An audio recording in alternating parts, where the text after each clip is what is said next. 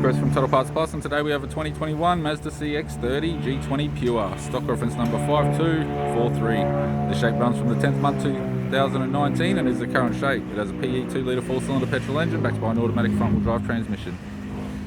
PE 2-litre 4-cylinder petrol engine. We have the left-hand headlight, left driving light, left front, 16-inch factory alloy mag with a good tyre, left power door mirror. Both left-hand doors appear to have no damage.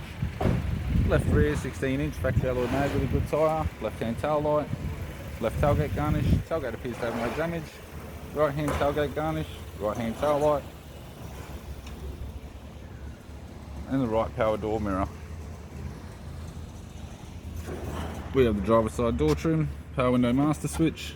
This vehicle is fitted with black cloth and blue leather interior.